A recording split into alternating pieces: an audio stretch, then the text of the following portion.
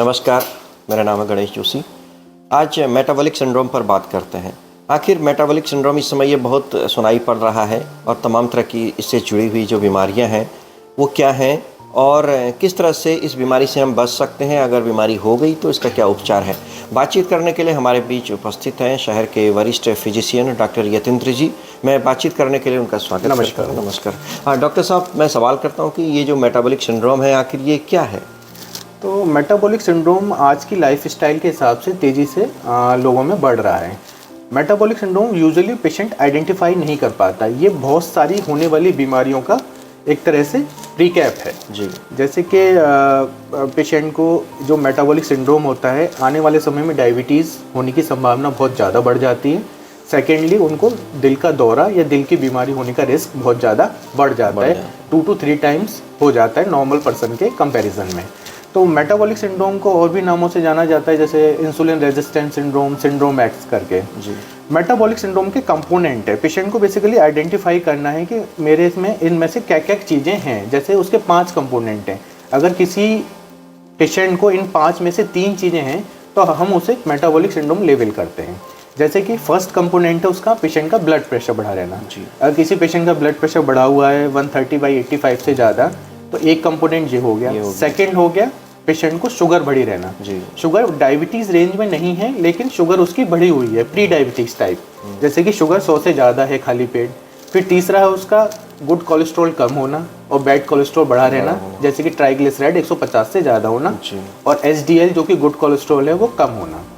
चौथा है फिर उसकी ओबेसिटी, मतलब पेट वाला मोटापा, ट्रंकल ओबेसिटी जिसे कहते हैं, तो वो चौथी चीज़ ये होना।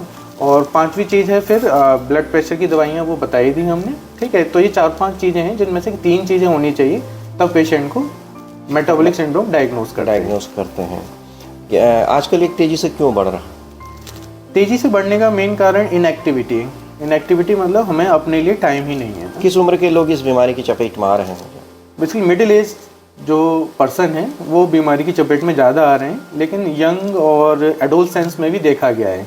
जैसे कि कुछ बच्चों की हैबिट्स है बिल्कुल बेड पे ही रहना, मोबाइल में लगे रहना, जंक फूड खाना, तो वो 10 से 20 साल वाले बच्चे भी इस मेटाबॉलिक सिंड्रोम की चपेट में आ रहे हैं। यूजुअली जो मिडिल एज 40 to 60 ईयर्स के लोग जो होते हैं मेटाबॉलिक सिंड्रोम की चपेट में हैं। जी। तो पेशेंट्स को आइडेंटिफाई करना है कि इन 4-5 चीज़ों में से हमें क्या क्या है और हमारा फ्यूचर रिस्क क्या है। जी। तो कैसे, अगर हम तीनों बीमारियां हैं तो कैसे इसका समाधान मिल सकता है? तो जैसे हमने अभी पिछले उसमें बताया कि फैटी लिवर और वेट रिडक्शन और मोटापा, ये सब चीज़ें आपस में लिंक्ड हैं। तो अगर किसी पेशेंट को मेटाबॉलिक सिंड्रोम के कंपोनेंट हैं ये 3-4, तो उसी पे उनको वर्क करना है। जैसे कि प्री डायबिटीज़ है तो डायबिटीज़ ना हो उसके लिए पूरी एक्सरसाइज, परहेज और समय समय पे अपना फ्रिक्वेंट जांचें कराना। बीपी है, ब्लड प्रेशर है किसी को, तो ब्लड प्रेशर कंट्रोल करने के लिए लाइफस्टाइल चेंजेस, जैसे कि नमक कम खाना, हरी सब्जियां और जूसेस को अपनी इस लाइफस्टाइल में शामिल करना, मोटा अनाज लाइफस्टाइल में शामिल करना, ये सब चीज़ें ब्लड प्रेशर के लिए यूज़ कर सकते हैं वो। तीसरा है कोलेस्ट्रॉल, गुड कोलेस्ट्रॉल और बैड कोलेस्ट्रॉल।